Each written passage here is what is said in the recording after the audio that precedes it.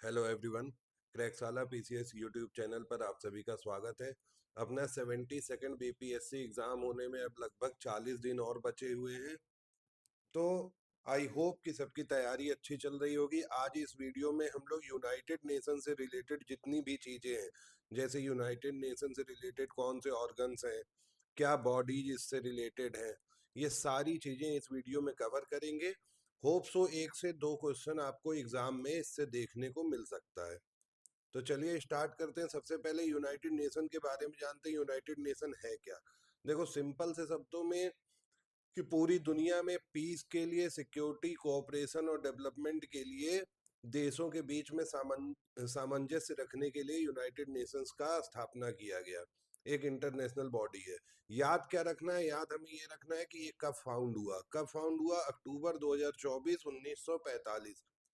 24 अक्टूबर 1945 को इसका इस्टेब्लिशमेंट हुआ। हेडक्वार्टर कहाँ पे है? New York city, USA. यूएसए में इसका हेडक्वार्टर है। फाउंडिंग मेंबर्स कौन कितने थे इसके? 51 कंट्रीज। इस टाइम प्रेजेंट में कितने मेंबर हैं? 193 कंट्री। प्रेजेंट में कितने मेंबर हैं? 193 देश। तो 3 पॉइंट यहाँ से याद रख लो। पहला कि स्थापना कब हुई, स्थापना पूछेगा तो 24 अक्टूबर 1945 को।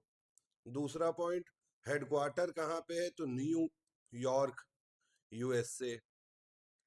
तीसरा पॉइंट, कितने मेंबर, फाउंडिंग मेंबर थे, मतलब स्थापना के वक्त इसके कितने मेंबर थे? तो 51।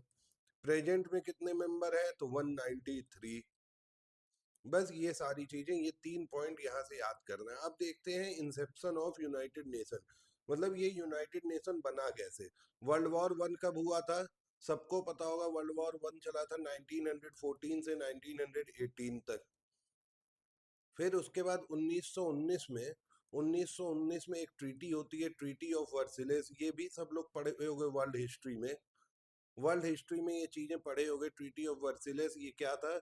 या पेरिस पीस कॉन्फ्रेंस भी बोलते हैं वर्ल्ड वॉर वन को खत्म करने के लिए।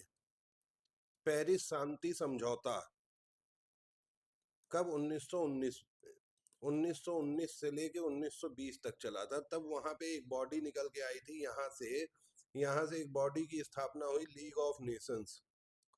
League of Nations. League of Nations कब बना? 1920 में। 1920, 10 जनवरी 1920 को लीग ऑफ नेशन बनता है। तो अब लीग ऑफ नेशंस एक ऐसी बॉडी है जिसके ऊपर ये जिम्मेदारी आती है कि दुनिया में कैसे हम लोग शांति को बढ़ावा दें। पीस पीस एंड कोऑपरेशन के लिए ये बॉडी बनी। आपस में देशों के पीस और कोऑपरेशन के लिए लीग ऑफ नेशन के ऊपर जिम्मेदारी थी कि फ्यूचर में अब कोई वर्ल्ड वॉर वन जैसा कॉन्फ्लिक्ट ना हो। लेकिन आप सभी लोगों को पता है ऐसा हो नहीं पाया। ऐसा क्यों नहीं हुआ? क्योंकि 1939 तक, 1939 20 साल भी अभी इसको बने हुए नहीं हुए, लेकिन वर्ल्ड वॉर टू हो गया। वर्ल्ड वॉर टू हो गया। अब वर्ल्ड वॉर टू कब तक चला? 1945 तक। फिर इसके बाद डेलिब्रेशन शुरू हुए। उस डेलिब्रेशन में अटलांटिक चार्टर का नाम आता है। अटलांटिक चार्टर का नाम आता है। फिर मॉस्को तेहरान कॉन्फ्रेंस का नाम आता है। Moscow Tehran conference. ये सारी चीजें होते होते सैन फ्रांसिस्को में देखो, वो सारी चीजें इंपॉर्टेंट नहीं है। ये सारी चीजें इंपॉर्टेंट नहीं है, यहाँ से सवाल नहीं बनेगा। मैं अपनी वीडियोस में बार बार कहता हूँ, अगर हम लोग अभी 72nd बीपीएससी को टारगेट कर रहे हैं तो केवल ऐसी ही चीजें अपने दिमाग में रखें जिससे सवाल पूछा जा सकता है। सैन फ्रांसिस्को कॉन्फ्रेंस हुआ 1945 में। सैन फ्रांसिस्को सबको पता है, यूएसए में। ये 1945 में। तो यहाँ पे यूएन चार्टर साइन होता है। यूएन चार्टर साइन होता है। कब साइन हुआ ये डेट याद रखने का? 26 जून 1945 को ये चार्टर साइन होता है। 51 कंट्रीज, जो अभी मैंने बताया था कि 51 फाउंडर मेंबर्स। अब ये यूएन चार्टर जो है, ये केम इनटू फोर्स, मतलब लागू कब होता है? ये लागू होता है 24 अक्टूबर 1945 को। 1945 को ये लागू होता है। इसीलिए हर साल 24 अक्टूबर को यूनाइटेड नेशंस डे मनाया जाता है। यूएन दिवस, यूएन दिवस। तो सवाल ये भी पूछ सकता है कि यूएन दिवस कब मनाया जाता है। अगर ये पूछा तो 24 अक्टूबर को। उसके बाद इस चार्टर में देखो 111 आर्टिकल थे और 19 चैप्टर थे, ये ध्यान रख लेना थोड़ा। देखो ये लिखा हुआ है कि पहले पार्ट में क्या था। यहाँ पे देखो वीडियो में हर एक एक चीज जरूरी नहीं है कि जो पीपीटी में लिखा हुआ है वो मैं पढ़ के सुनाऊं। तो फिर मेरे पढ़ाने का मतलब क्या। पीपीटी चाहिए तो ये टेलीग्राम चैनल है, इसको ज्वाइन कर लेना। क्रैक साला पीसीएस करके टेलीग्राम चैनल है, इसको ज्वाइन कर लेना। ये पीपीटी में जो भी चीजें लिखी हुई हैं इसको पीपीटी डाउनलोड करके एक बार रीड कर लेना। क्लास में ये वीडियो में मैं ये बता रहा हूँ कि क्या क्या चीजें आपको याद रखनी है। तो यहाँ से ये याद रखना कि यूएन चार्टर कहाँ पे साइन हुआ, सैन फ्रांसिस्को में। कब साइन हुआ, 1945, 26 जून। कितने मेंबर साइन किए, 51। कितने मेंबर साइन किए इसको, 51 मेंबर्स। ठीक। उसके बाद ये लागू कब हुआ, 24 अक्टूबर 1945, जिसको यूनाइटेड नेशंस का डे, यूएन डे भी बनाया जाता है या यूनाइटेड नेशन का स्थापना दिवस कहा जाता है। यूएन चार्टर में टोटल 111 आर्टिकल थे, 19 चैप्टर थे। ठीक है। उसके बाद एक चीज और नोट कर लेना, एक चीज और नोट कर लेना कि पहली मीटिंग यूनाइटेड नेशंस की, पहली meeting United Nations as a body, पहली मीटिंग कब हुई थी, 1946 में। 1946 में कहाँ पे, लंदन में। अगर स्पेसिफिक डेट पूछ लिया तो 10 जनवरी 1946, 10 जनवरी को पहली मीटिंग हुई थी। तो अब 51 से बढ़ के कितने मेंबर हो गए हैं, 193। 193 देश यूनाइटेड नेशंस का हिस्सा है। तो ये तो बात हो गई यूनाइटेड नेशन बना कैसे। अब देखते हैं कि यूनाइटेड नेशन का स्ट्रक्चर कैसा है। यूनाइटेड नेशन का स्ट्रक्चर कैसा है। यूनाइटेड नेशंस देखो कोई एक संस्था नहीं है बल्कि एक ग्रुप है, प्रॉपर एक ग्रुप है। तो उसके ग्रुप में, इस पूरे यूनाइटेड नेशंस ग्रुप में टोटल इसकी 6 प्रिंसिपल बॉडीज बोला जाता है, 6 प्रिंसिपल ऑर्गन्स। मतलब इसका जो यूनाइटेड नेशन काम करता है वो अपने 6 संस्थाएं हैं जिसके थ्रू ये काम करता है। कौन कौन सी, general assembly, security council, ICJ international court of justice, UN secretariat मतलब सचिवालय, इकोनॉमिक एंड सोशल काउंसिल और फिर ट्रस्टीशिप काउंसिल। ये 6 इसके मेन अंग हैं। यूनाइटेड नेशंस का जो सारा काम काज होता है वो इसके 6 अंग हैं, 6 बॉडीज हैं जो पूरा काम इसका कोलैबोरेट करती हैं। नेक्स्ट, उसके बाद ये 6 प्रिंसिपल बॉडीज के बाद कुछ आती हैं स्पेशलाइज्ड एजेंसीज। हिंदी में बोलते हैं अनुसांगिक इकाई, अनुसांगिक इकाई। ये बेसिकली ऑटोनोम, ये जो एजेंसी होती हैं ये ऑटोनोमस वर्क करती हैं। ऑटोनोमस मतलब अपना काम स्वतंत्र होकर करती हैं, लेकिन यूनाइटेड नेशंस से कोऑर्डिनेट करती हैं। यूनाइटेड नेशंस इनके साथ कोऑर्डिनेट करता है। तो ये ऐसी कितनी संस्थाएं हैं, ऐसी 5 है। तो याद क्या रखना है, 6 और 15, सॉरी 5 बोल दिया मैं, 6 और 15। 6 हो गई प्रिंसिपल बॉडी, 15 हो गई स्पेशलाइज्ड एजेंसी यानी अनुषांगिक इकाई। कौन कौन सी, जैसे यूनेस्को होता है, आईएमएफ है, वर्ल्ड बैंक भी इसी में आता है, मेटीरोलॉजिकल ऑर्गेनाइजेशन भी इसी में आता है, health organisation, world health organisation भी इसी में आता है। तो ये सारे 15 एजेंसीज हैं, ये एक बार रीड कर लेना। इनके बारे में याद क्या करना है ये मैं अभी आगे वीडियो में आप लोग को बताऊंगा। तो चलिए स्टार्ट करते हैं। सबसे पहले देखते हैं, हाँ एक चीज और यहाँ पे देख लो, कहीं कहीं ये टर्म सुनते होगे यूएन सिस्टम या यूएन फैमिली, ये क्या होती है। 6 हो गई principal body, plus 15 specialised agency, plus कुछ यूनाइटेड नेशंस के फंड और प्रोग्राम्स होते हैं। कुछ यूनाइटेड नेशन अलग से फंड और प्रोग्राम्स रन करता है। तो ये सारी चीजें मिला दो, ये सारी चीजें देखो यहाँ लिखा हुआ है, UN and various programme fund and specialised agencies. जैसे एग्जांपल यूएनडीपी हो गया, यूएनईपी हो गया, वर्ल्ड फूड प्रोग्राम हो गया, यूनिसेफ हो गया। तो ये सारी चीजें मिला के क्या है, ये एक सिस्टम बनाता है जिसको कहते हैं यूएन सिस्टम या यूनाइटेड नेशंस फैमिली बोला जाता है। तो इसके अंदर ढेर सारी संस्थाएं आती हैं। तो चलो स्टार्ट करते हैं। सबसे पहले अपने जो प्रिंसिपल बॉडीज थे, जो यूनाइटेड नेशन के 6 मेन ऑर्गन थे, उसके बारे में देख लेते हैं, थोड़ा सा जान लेते हैं। तो पहली है हमारी जनरल असेंबली। जनरल असेंबली क्या होती है, जनरल असेंबली, सामान्य सभा, यूएनजीए, यूनाइटेड नेशंस की जनरल असेंबली क्या है? ये यूनाइटेड नेशन का सबसे मेन पॉलिसी मेकिंग बॉडी है। जितने 193 मेंबर है सब यहाँ अपने आप को रिप्रेजेंट करते हैं। इसका एक प्रेसिडेंट होता है जो 1 साल के लिए चुना जाता है, जो 1 साल के लिए चुना जाता है, इलेक्ट होता है। ठीक। इसका हेडक्वार्टर अगर आपसे पूछता है तो न्यूयॉर्क में, यूएसए में ही हेडक्वार्टर है। हर साल एक बार मीटिंग होती है सितंबर में। हर साल एक बार मीटिंग होती है सितंबर में, जिसको एनुअल जनरल असेंबली सेशन बोला जाता है।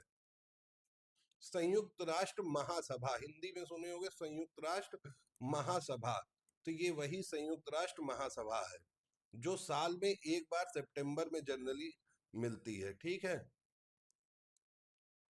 तो ये हो गई सबसे चीफ मेकिंग बॉडी। यहाँ से याद क्या कर लेना, ये याद कर लेना कि संयुक्त राष्ट्र महासभा का जो प्रेसिडेंट होता है वो कितने साल के लिए चुना जाता है? 1 साल के लिए। सभी 193 मेंबर कंट्रीज जो है इसका हिस्सा होती हैं, अपने आप को रिप्रेजेंट करती हैं। साल में एक बार मिलती है न्यूयॉर्क में, सितंबर में। ठीक है। नेक्स्ट दूसरी बॉडी हमारी सिक्योरिटी काउंसिल, सुरक्षा परिषद, हिंदी में सुरक्षा परिषद, सुरक्षा परिषद। ठीक, सुरक्षा परिषद। अब ये सुरक्षा परिषद क्या है? ये सबसे मेन बॉडी है जिसका काम क्या है? पूरे विश्व में शांति को और सुरक्षा को बढ़ावा देना, पूरे विश्व में पीस और सिक्योरिटी को बढ़ावा देना। यूनाइटेड नेशन सिक्योरिटी काउंसिल, आप लोग न्यूज में बार बार सुनते होंगे, इसके रिफॉर्म की भी बात चलती है। इसके रिफॉर्म की भी बात चलती है। क्यों रिफॉर्म की बात चलती है? क्योंकि इसमें देखो, होते हैं 15 मेंबर, जिसमें से 5 परमानेंट होते हैं और 10 नॉन परमानेंट होते हैं। 10 नॉन परमानेंट होते हैं जिसको जनरल असेंबली जो महासभा है वो चुनाव करता है रीजनल बेसिस पे। जैसे कभी साउथ ईस्ट एशिया से, कभी अफ्रीका से, कभी यूरोप से, वर्ल्ड के दुनिया के अलग अलग रीजन से 10 मेंबर्स को चुना जाता है 2 सालों के लिए। ठीक है। देखो यहाँ दिया भी हुआ है कि 5 एशिया से या अफ्रीका से, 2 जो होंगे वो लैटिन अमेरिका से, एक ईस्टर्न यूरोप से, 2 वेस्टर्न यूरोप से या अदर रीजन से। तो ऐसे करके ये 10 जो मेंबर हैं वो चुने जाते हैं, मतलब 10 देशों को। मेंबर का मतलब 10 कंट्रीज, 10 कंट्रीज को चुना जाता है। कौन चुनता है? जनरल असेंबली चुनता है। कितने सालों के लिए? 2 साल के लिए, 2 साल के लिए। ठीक है। 5 परमानेंट मेंबर कौन कौन से हैं? यूएसए, यूके, फ्रांस, रसिया और चाइना। इसी पे विवाद चलता है कि जो अब अदर जो डेवलपिंग नेशन उभर के आ रहे हैं जो वर्ल्ड में, जैसे इंडिया है, तो ऐसे नेशंस को ये सुरक्षा परिषद में शामिल किया जाए, क्योंकि ये सबसे इंपॉर्टेंट बॉडी है। कोई भी डिसीजन अगर यूनाइटेड नेशंस का हो रहा है तो इस बॉडी के पास पावर है, शक्ति है कि इसको रोक सकती है। क्यों? क्योंकि ये जो है, ये जो 5 मेंबर हैं इनके पास होता है वीटो पावर। ये किसी भी डिसीजन को होल्ड करवा सकते हैं। देखो, decision are taken by the council by vote, that is if 9 out of 15 votes says yes. However, if any of the permanent member vote no, that is use their veto power, then resolution is not passed. मतलब कोई भी चीज United Nations में पास होनी है तो इन 5 member का vote जरूरी है। कोई भी एक मेंबर इसमें से उसको नो कर देता है किसी भी रिजोल्यूशन को, तो वो रिजोल्यूशन क्या होता है? हेल्ड हो जाता है, मतलब रुक जाता है, पास नहीं होता है, पास नहीं होगा। तो इसलिए इंडिया जैसी कंट्री भी चाहती है कि हमें भी यूनाइटेड नेशन सिक्योरिटी काउंसिल में रिप्रेजेंटेशन दिया जाए।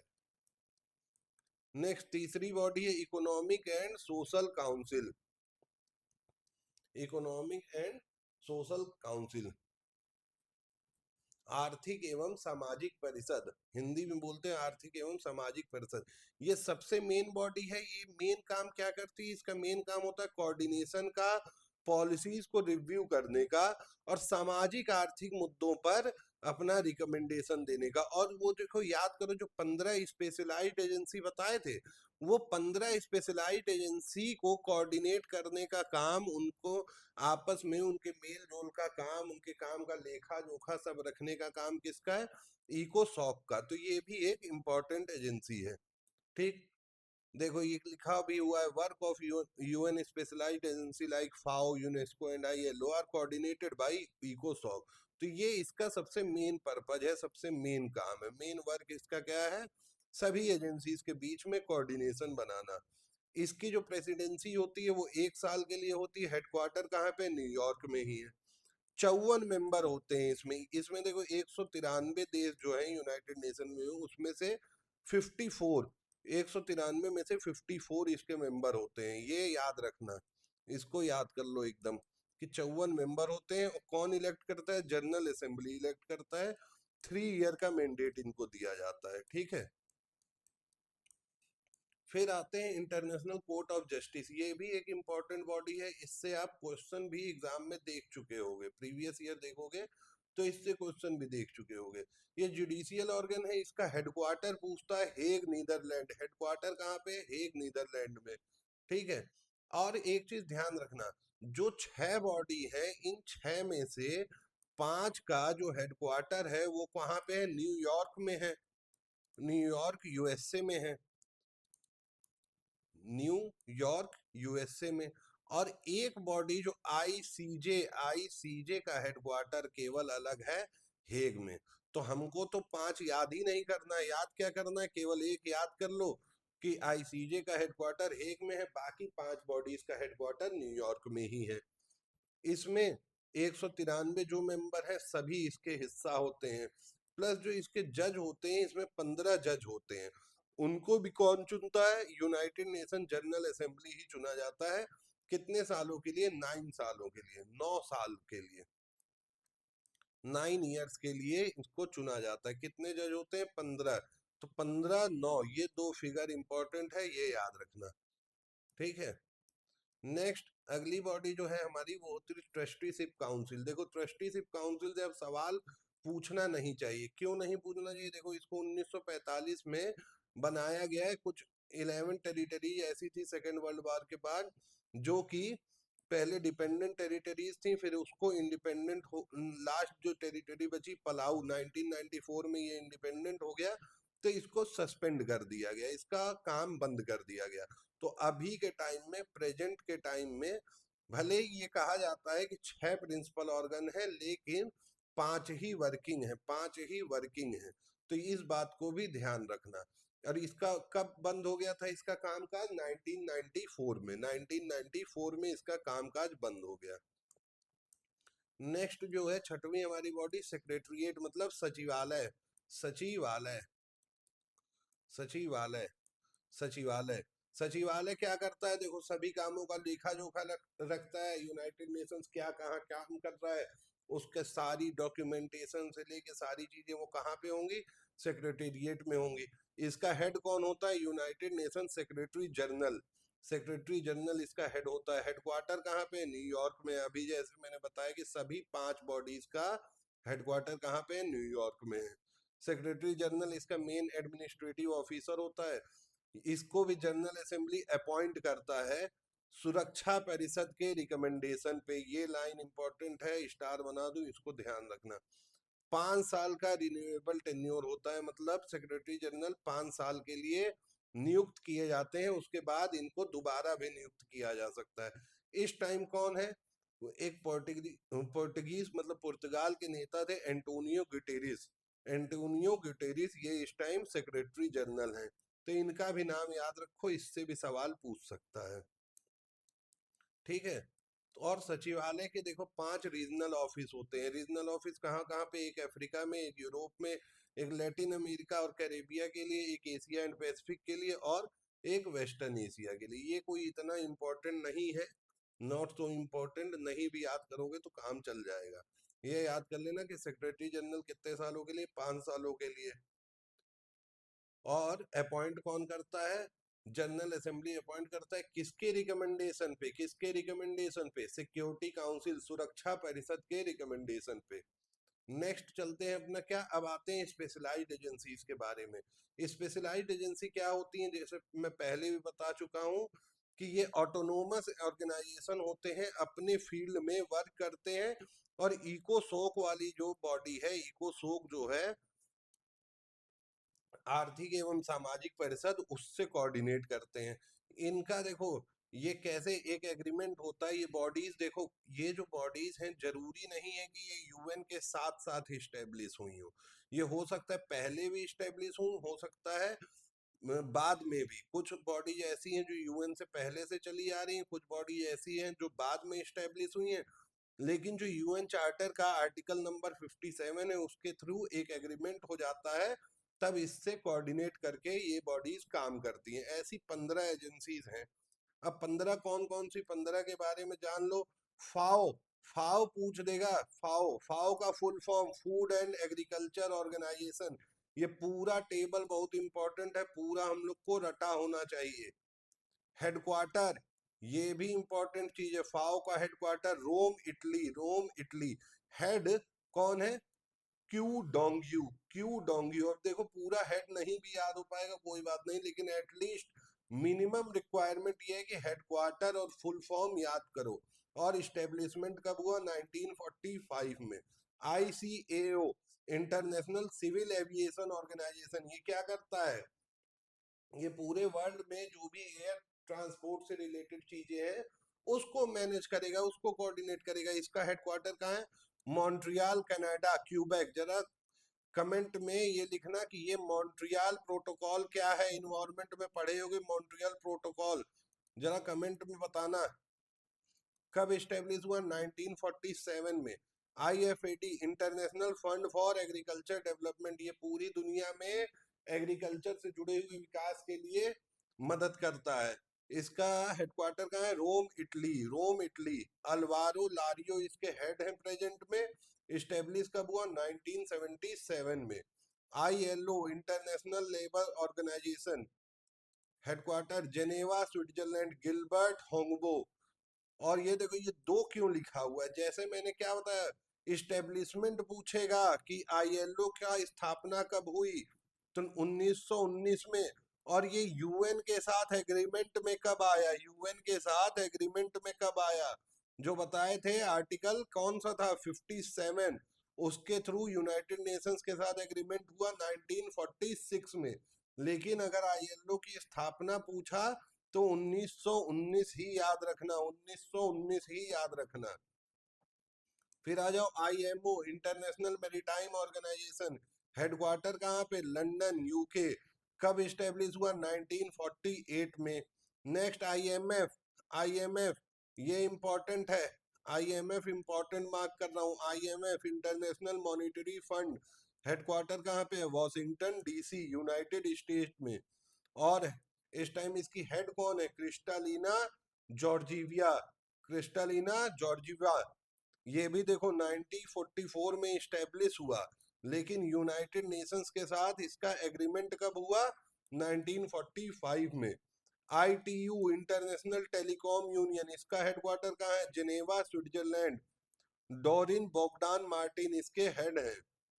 और ये कब स्टेब्लिश हुआ? 1865 में। यहाँ पे ये हो गया स्टेब्लिशमेंट 1865, और ये हो गया कि यूएन के साथ आया, यूएन वाले सिस्टम में ये आया, ठीक, 1947 में। नेक्स्ट बॉडी क्या है? यूनेस्को। यूनेस्को का full form United Nation educational scientific and cultural organisation. इसका हेडक्वार्टर, ये भी इंपॉर्टेंट मार्क कर रहे हैं, इसका हेडक्वार्टर और फुल फॉर्म दोनों इंपॉर्टेंट है। पूरा नाम और headquarter Paris, France. Audrey Azoulay, Audrey Azoulay इसके हेड है। 1945 में ये स्टेब्लिश हुआ, 1945 में इसकी स्थापना हुई। UNIDO, united nation industrial development organisation, headquarter कहाँ पे? Vienna, Austria, Vienna Austria, 1967। UNWTO, world tourism organisation, इसका हेडक्वार्टर मैड्रिड, स्पेन में। कब स्टेब्लिश हुआ? 1974। यूनिवर्सल पोस्टल यूनियन, इसका headquarter Bern, Switzerland, Bern Switzerland में हेडक्वार्टर है। और स्टेब्लिश कब हुआ? तो 1874 में इसकी स्थापना हुई, 1874 में स्थापना हुई। 1947 में यूनाइटेड नेशंस के साथ एग्रीमेंट हुआ। तो देखो या मेरे हिसाब से अगर मैं भी एक स्टूडेंट की तरह सोचूं तो ये हमको इम्पोर्टेंट नहीं लगता है कि ये 1947 वाला पूछना होगा तो इस्टेब्लिशमेंट ही पूछेगा, तो इस पे ज्यादा ध्यान देना, ये जरूर याद कर लेना 1874। वर्ल्ड बैंक ग्रुप ये भी इंपॉर्टेंट है। अब इसके लिए वर्ल्ड बैंक ग्रुप में भी कई संस्थाएं हैं, तो इसके लिए एक वीडियो लगेगा एक दिन, और 10 मिनट का वीडियो होगा। एक वीडियो में वर्ल्ड बैंक ग्रुप के बारे में हम लोग बात करेंगे। इस अभी के लिए ये देख लो, इसका हेडक्वार्टर कहाँ है, वॉशिंगटन डीसी, यूनाइटेड स्टेट्स। और ये इंपॉर्टेंट है, कौन इसके हेड है, अजय बंगा। 1944 में इसका इस्टेब्लिशमेंट हुआ, मतलब स्थापना हुई। 1945 में ये यूएन सिस्टम में जुड़ गया। WHO भी इंपॉर्टेंट है, world health organisation, headquarter Geneva, Switzerland, Tedros Adhanom. और 1948 में ये इस्टेब्लिश हुआ, 1948 में इस्टेब्लिश हुआ। वीपो ये भी इंपॉर्टेंट है, world intellectual property organisation, headquarter कहाँ है, जेनेवा, स्विट्जरलैंड। कब स्थापना हुई, 1974।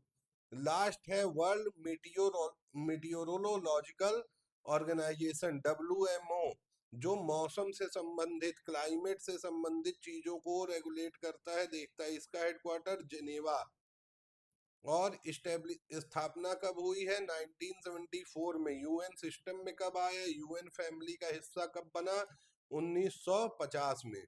तो ये थी टोटल, ये पूरी लिस्ट है, ये टेबल इंपॉर्टेंट है, ये पूरे टेबल को ही याद कर डालो। जैसे जैसे मैंने बताया उसको पूरा याद कर डालो। देखो शॉर्टकट कुछ नहीं होता है, कुछ चीजें ऐसी हैं जो हमें मेमोराइज करके जानी पड़ेगी एग्जाम में, कुछ चीजें ऐसी होती हैं जो याद करना ही पड़ेगा। Next, funds, programmes and other bodies. अब मैंने क्या बताया था, यूएन फैमिली जो है या यूएन सिस्टम जो है, उसका हिस्सा क्या क्या होता है। हम लोग पढ़ चुके, 6 principal, 6 main organs, 15 specialised agency. अब पढ़ेंगे क्या, फंड्स या प्रोग्राम्स जो यूनाइटेड नेशंस के चल रहे हैं। देखो ये कुछ ऑटोनोमस बॉडीज होती हैं, कुछ अलग से अपने प्रोग्राम वो चल रहे हैं, कुछ रिसर्च ट्रेनिंग इंस्टीट्यूट होते हैं, ये सब सारी चीजें होती हैं। इनका अपना एरिया ऑफ वर्क होता है, जैसे WTO हो गया, एनर्जी एजेंसी हो गई, ठीक है। और यूनाइटेड नेशन इनके साथ मिलजुल के काम करता है। ये बाकी चीजें पढ़ने के लिए, ये कथा कहानी पढ़ना है तो ये टेलीग्राम चैनल ज्वाइन कर लो। क्रैक साला PCS सर्च करना, टेलीग्राम में मिल जाएगा, इसको ज्वाइन कर लो, वहां पे ये चीजें मिल जाएंगी। अब देखो मैं ये बताता हूँ फिर से, ये टेबल भी इंपॉर्टेंट है। इस टेबल में जितने फंड्स और प्रोग्राम्स हैं यूनाइटेड नेशंस के, उनका नाम, हेडक्वार्टर और कब उसकी स्थापना हुई, कब इस्टेब्लिशमेंट हुआ, ये हम लोग को याद करना है। इंपॉर्टेंट है UNDP, ये पूरा सारी बॉडी, इसमें जितनी भी फंड है, बॉडीज है, सब इंपॉर्टेंट है। UNDP, United Nation development programme, headquarter New York city, United State. UNICEF, United Nation children fund, इसका पुराना नाम था UNICEF, United Nation international children emergency fund.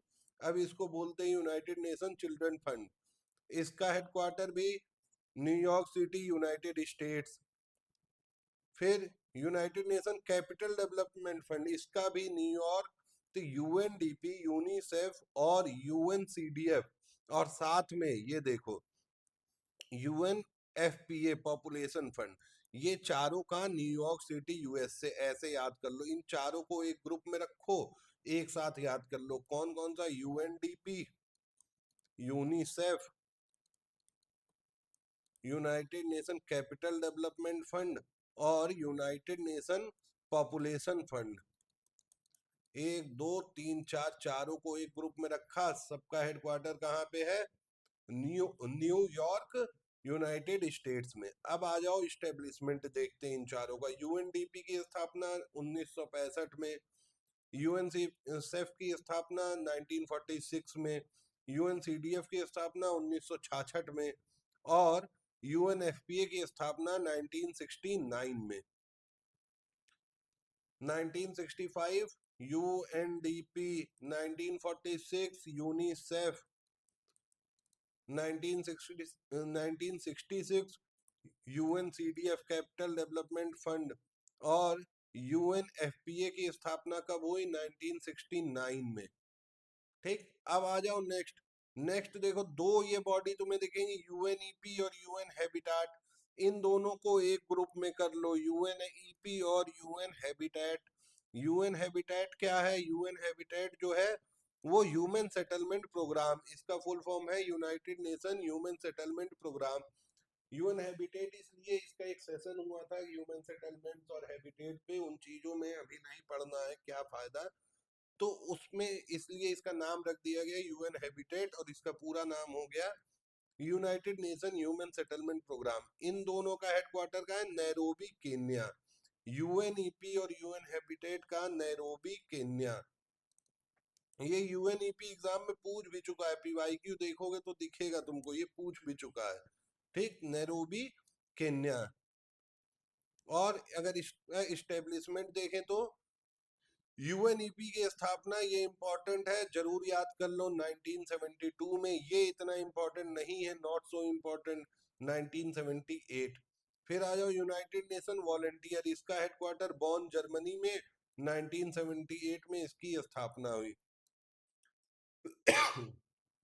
Sorry. फिर नेक्स्ट है world food programme. World food programme, इसका headquarter कहाँ पे? रोम। रोम में इसका हेडक्वार्टर है, और इसकी इस्टेब्लिशमेंट कब हुई है? 1963 में। तो यहाँ पे देखो इंपॉर्टेंट क्या क्या है, यूएनडीपी जरूर पढ़ना, यूनिसेफ जरूर पढ़ना, वर्ल्ड फूड प्रोग्राम, यूएनईपी। ये चार मोस्ट इंपॉर्टेंट है, ये चार मोस्ट इंपॉर्टेंट है जहां से क्वेश्चन पूछ सकता है। तो आज की इस वीडियो में हम लोग क्या देखे हैं? आज की इस वीडियो में हम लोग यूएन फैमिली या यूनाइटेड नेशन सिस्टम को देखे। यूनाइटेड नेशन सिस्टम में क्या क्या देखे हम लोग?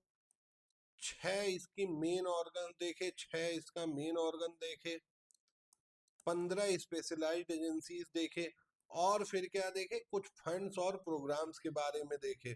कुछ फंड्स और प्रोग्राम के बारे में, 8 तरीके के फंड्स और प्रोग्राम, 8 फंड्स के बारे में देखें या प्रोग्राम के बारे में देखें। तो ये यूएन फैमिली या यूएन सिस्टम था। टोटल एक बार फिर से समराइज करें तो 6 मेन ऑर्गन में से 5 जो है इनका हेडक्वार्टर कहाँ पे था? न्यूयॉर्क में। और एक आईसीजे का हेडक्वार्टर कहाँ था? हेग में था। ठीक, याद आया? ये 15 वाला जो टेबल है, टेबल उसमें जो मैंने बताया कि ये इंपॉर्टेंट है, ये जरूर याद कर लो। ये 8 का भी, इसमें से जो 4 मेन है, कौन कौन सा? UNDP, UNEP, world food programme, और एक कौन सा मैंने इंपॉर्टेंट बताया था? यूएनईपी, यूएनडीपी और यूनिसेफ। यूनिसेफ ये मेन है, ये याद कर लो सब। इसका क्या क्या याद करना है? हेडक्वार्टर और स्थापना का दिवस। हेडक्वार्टर और स्थापना का दिवस। कौन सी ऐसी संस्था थी, कौन सी स्पेशलाइज्ड ऑर्गेनाइजेशन था जिसका हेड जो है कोई इंडियन था, भारतीय व्यक्ति? तो अजय बंगा वर्ल्ड बैंक ग्रुप, अजय बंगा वर्ल्ड बैंक ग्रुप के इस टाइम चीफ है या हेड है। ठीक है, तो अब एक वीडियो में हम लोग थोड़ा सा वर्ल्ड बैंक ग्रुप के बारे में समझेंगे कि वर्ल्ड बैंक कैसे बना। वर्ल्ड बैंक और अब वर्ल्ड बैंक ग्रुप में क्या अंतर है? इसमें भी टोटल 5 बॉडीज हैं, 5 संस्थाएं हैं, 5 एजेंसी हैं, जिसके बारे में हम लोग पढ़ेंगे। तो वीडियो के और अपडेट के लिए टेलीग्राम चैनल ज्वाइन कर लो, टेलीग्राम पे सर्च करो प्रयोगशाला पीसीएस। और अगर वीडियो अच्छा लगे, जैसे मैंने पूछा कि कमेंट में बताना, कमेंट में बताना मॉन्ट्रियल प्रोटोकॉल, तो कमेंट करना। या कुछ नहीं समझ में आया, कुछ और भी जानने का मन हो, तो तुम लोग कमेंट कर सकते हो बेझिझक। ठीक, और यूट्यूब चैनल को अगर ठीक लग रहा हो, ये वीडियो से लग रहा है आपके काम का है, तो इसको सब्सक्राइब कर लेना। ठीक है, तो आज की इस वीडियो को यहीं ख़त्म करते हैं।